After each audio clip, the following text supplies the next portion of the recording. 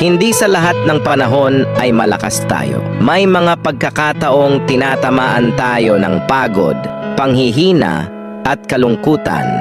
Sa mga oras na tayo'y nadudurog, huwag kalimutan na ang Diyos ay laging nariyan, handang magbigay lakas at pag-asa.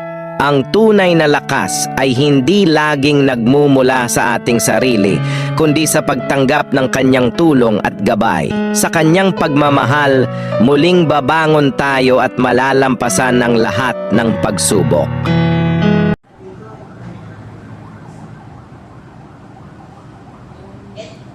Hindi niya sinama yung asawa niya.